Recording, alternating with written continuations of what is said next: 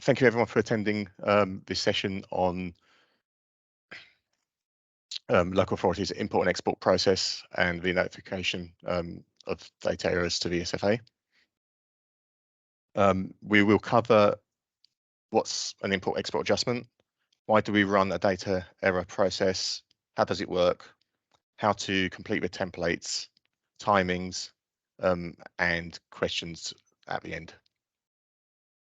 Over to Joe.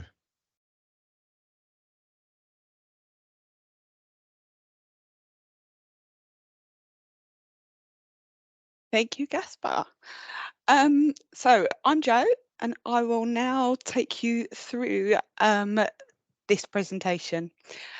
As you know, last week we published the 2023-24 import-export guidance on gov.uk.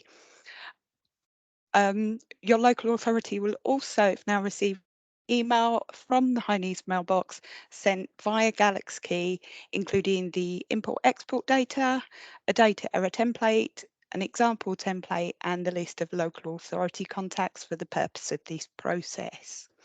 A further email with the data request form and related documents will be sent shortly, and I'll be coming on to this in a second. General information on the import-export adjustment is, of course, also available in the HyNeeds operational guide, the dedicated schools grant allocations, and the HyNeeds national funding formula factors, all of which are available on gov.uk. So, to start off with, what actually is the import-export adjustment and why do we have it? So, most HyNeeds funding within the DSG is allocated to local authorities based on children and young people living in their area, regardless of where they're actually educated. Local authorities can face higher costs if more pupils and students living outside their area are actually attending schools and colleges for which their provider local authority. Whereas local authorities that actually export HyNeeds pupils and students living in their area to schools and colleges in other local authorities can face lower costs. So the import-export adjustment actually provides compensation for those differences in costs based on the commissioning decisions of other local authorities. It's actually calculated as a net figure and is based on the total number of HyNeeds pupils and students attending schools and colleges in that local authority area, minus the total number of HyNeeds pupils or students actually living in their area. Number of pupils and students, which either positive or negative, is then multiplied by £6,000. So if, for example, I'm a local authority and I have 2,000 pupils attending schools and colleges in my local authority area, but I only have 1,900 pupils and students that actually live in my area, this would give a net figure of 100. As a positive figure, I am an importing local authority because those 100 are coming across from other local authority areas. When times by that £6,000, that would mean I would get an adjustment of £6,000, £600,000, sorry. As ESFA funds some providers, for example, non-maintained special schools and SPIs or special post-16 institutions, ESFA is actually considered the provider local authority in the import-export adjustment. An adjustment will be made to the local authority where a pupil or student lives attending those institutions. So the data that we use in the import-export adjustment is based on the January 2023 school census and the 2022-23 ILR R06 for post-16 institutions. For mainstream schools and post-16 settings, this is based on those students and pupils that are in receipt of top-up funding. For special schools, it's based on the actual number of full-time equivalent pupils at those schools. It doesn't include alternative provision settings as, due to the nature of these provision, and they're often short-term placements, the data for alternative provision settings isn't actually robust to be used. So now on to why we have the data error process.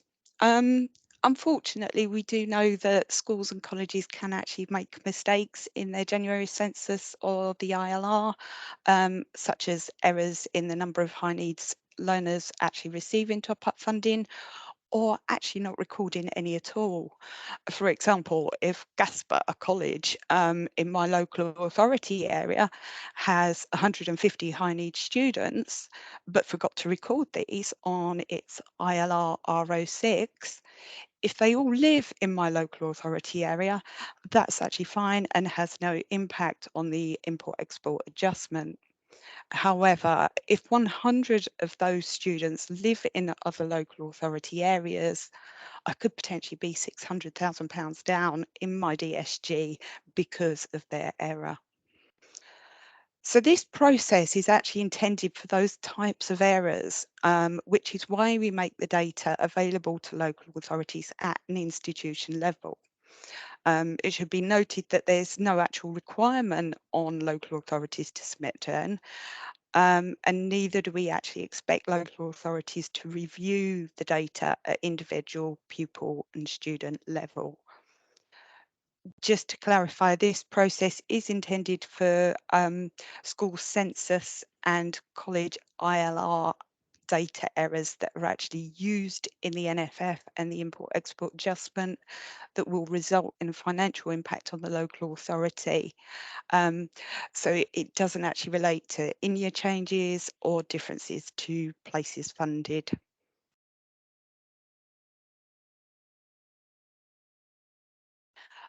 So the changes for this year's process, it's actually largely unchanged from last year when some of you may remember we did actually make a few changes. Those have continued in this year. The key change this year is that we're not actually using document exchange as in previous years. As I've mentioned earlier, the guidance is available and has been published on gov.uk, and we are also emailing the data via the high needs mailbox via Galaxy Key, which is a secure data system, and local authorities should also return their templates using Galaxy Key. The documents that we'll be emailing out shortly on the data requests will also be sent out via Galaxy Key and need returning again through Galaxy Key. Information on actually registering for access to Galaxy Key, was included in the notify emails sent to local authorities. But if you do have any queries on this, please contact the High Needs mailbox and we will get back to you as soon as quick possible. So firstly, I'm going to come to the pupil and student identifiers. So as last year, we are able to share the unique learner numbers and unique pupil numbers this year. If local authorities think there may be a data error, but actually need to identify those pupil and students to get the required evidence. We're not able to provide names, but we will continue to look into this for next year. Any requests for this information must be relevant to the import-export process and submitted through the data request form, which we'll have a quick look at now.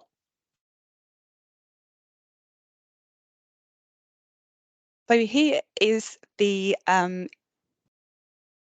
data request form that we'll be sending out to you shortly. As you can see here, there's a couple of examples that have been filled in for you. If we look at the first one, it's for Skye College.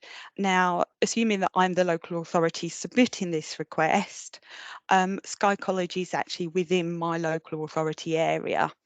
Hence, when I'm asking for this information, I do not need to know the pupil level information for those children living in my area, as that will have no impact on the import-export data. So in here, I would need to, I'm requesting Hollyoaks because that is the neighbouring local authority where those children live, where I need that individual pupil student level information. As you can see in here, the number of pupils and students on the published import-export data is 10. As the data shows 10 students, ESFA will respond with the ULNs for each of those students. And it should also be noted that as this relates to full-time equivalent students, there could actually be 11 or 12 or possibly more ULNs if some of those students are actually part-time. Along with this request form, LAs also need to submit the data sharing agreement. Here you go. The data sharing agreement and an individual declaration form. And this is to enable us to provide the information to you. The data sharing agreement is lengthy as it is a legal document, but it should be relatively easy for local authorities to complete. Unfortunately, until we've received this information, we're not able to provide the UPNs or ULNs until these are received. We know that about 70 local authorities have actually already completed the information security questionnaire. If you have, please, when you're submitting your request, can you send us the reference just for ease? If you're not sure, then just ask us and we will check and let you know. If your local authority hasn't already completed the information security questionnaire, you will actually have to complete that and the organisation verification background checks and individual background checks before we're able to share INNs and UPNs with you, and that's for data security reasons. Any requests relating to these should be returned to us by the 28th of June.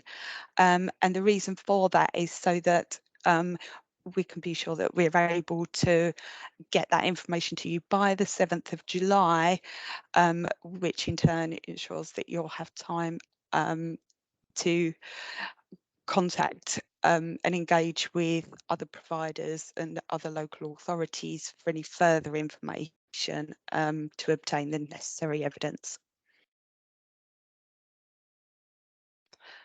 Okay, and now we come on to the actual data error template. So there are actually 6 sheets in the template, although 2 of these are on guidance, notes on completing it, and how to add attachments. There's also a summary page to complete your local authority details. And then there are 3 sheets for the different types of requested changes. One for the agreed changes. So this is where changes have been agreed with the relevant local authority and clear evidence has been provided. There's a separate sheet for those not agreed requests where you haven't actually received clear agreement or a response from other local authorities.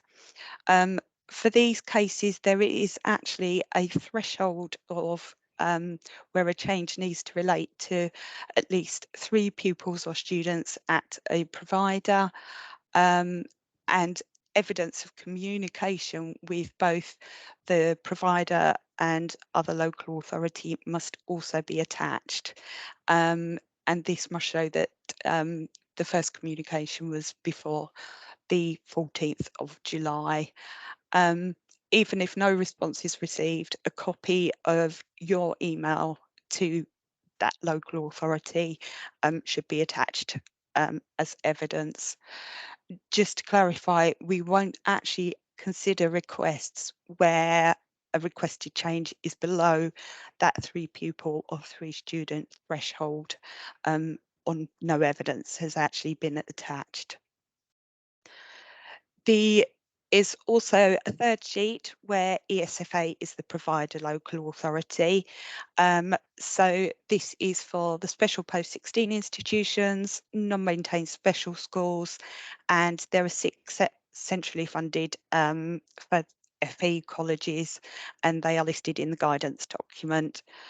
The only evidence provided here, obviously, is from the actual provider, no local authority evidence, as ESFA is considered the other local authority. Okay, and now I'm going to run on to show you an actual example template. So we can see here the summary page, and on here, all you need to complete is your local authority details. So it's your LA name, your LA number, and the contact. We'll need a primary contact, and if there's any additional contacts, that's fine. You do not need to complete the total changes. Those boxes in blue are automatically calculated and feed through from the other sheets. The summary of request is optional, and that's really just any information that will help us in reviewing your case. And then we go on to the agreed. Thank you. So in the agreed changes, the first 2 columns obviously relate to the relevant local authority with who the changes have been agreed. You may notice that in the Brookside, the following 2 columns in C and D, both are positive figures, but the actual net change in blue, which are automatically calculated, so you do not need to complete those, shows a negative figure. The reason for that is that in column C, this is where you enter the agreed change to those pupil numbers where you are actually the provider local authority. So it's where those schools and colleges are within your authority. So if, for example, on your import sheet for your particular local authority, there may be an overall change of, say, 100 with Brookside that it shows against Brookside. If that change would be to 107, because you're the provider local authority and there are actually 107 pupils from Brookside, you would just enter that change there. So that 7 goes in there, and that would then lead to a positive adjustment to your DSG. On D, this relates to those pupils and students that are on the export sheets. So these are pupils and students that live in your local authority, attending schools in Brookside. So, for example, if there was 100, this adjustment would mean that the change, there are actually 112. And this would mean it's actually a negative impact for Walford, which is actually the local authority submitting this return. So hence the net change is actually going to be -5. So I hope that makes sense. So that is the net change. It is -5 in terms of the net change. And we will require the evidence. There are examples in the guidance that was issued on Thursday. If we have a quick look at the evidence that's attached from Brookside, we just need something short and sweet, in essence, just confirming that there is a change of 5 pupils for the import-export adjustment, and that that change is actually going to be from Brookside to Walford Local Authority. So it's clear where that change is being made and that they understand the implications for the DSG. Then we come to the not agreed change. And here's where we need the information by institution level. If we have a look here at Sky College, so Sky College is actually within Walford. Walford is the provider local authority. And in this first row here, it's saying that Coronation Local Authority actually have 6 more pupils at that institution than is shown in the data, but there clearly hasn't been a reply from Coronation Local Authority agreeing to this change. So what we do need is, this is clearly above the threshold. If we go across and just open up that evidence, we need the evidence both from the institution. So if we have a look here, this is the email from Sky College that's clearly confirming it's made an error in its ILR data, and that for Coronation, it didn't actually record any students in the ILR, but there should have been 6 because there are 6 living in Coronation Local Authority. So we have that clear agreement there. And if we go into the local authority evidence, if you haven't received a response from the relevant local authority, what we would need you to do is attach your email to that local authority and just explain that you haven't received a reply. Because at least we then know that you have made an attempt to contact them, and we can bear that in mind when we're reviewing all requests. So here it's a case of Walford Local Authority did attempt to make contact with them. They do have the evidence from Sky College that they made an error. It's simply they haven't received any response from that local authority. So as it's above the threshold, we would consider this.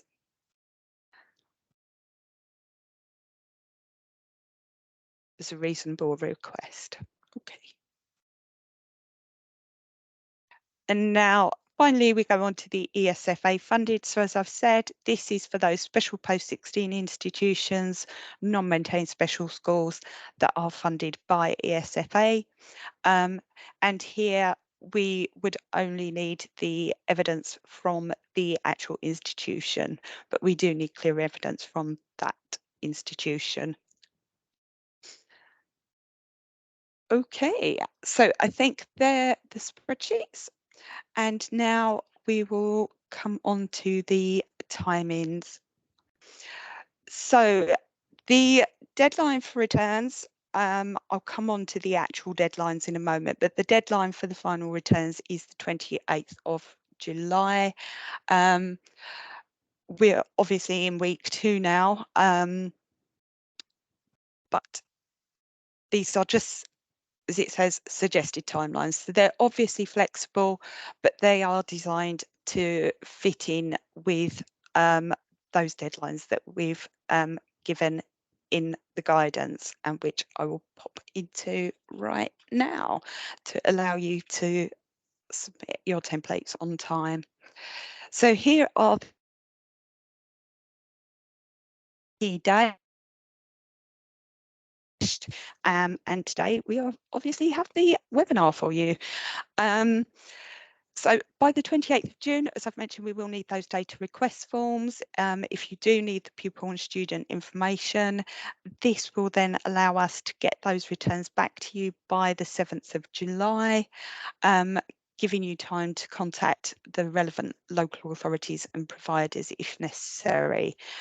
Do ask for you to have made contact with other local authorities and providers by the 14th of July. And that is the evidence that we will be needed in those not agreed cases, that they have actually been contacted by the 14th of July. The actual deadline for returns is the 28th of July as well. And if you can submit those to the High Needs mailbox on here, but they must be returned via Galaxy Key. We'll then reply to all requests in August, and any adjustments will then be included in the November update to your DSG.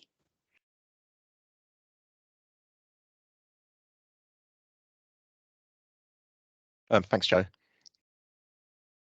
And thank you everyone for attending or viewing this recording on YouTube.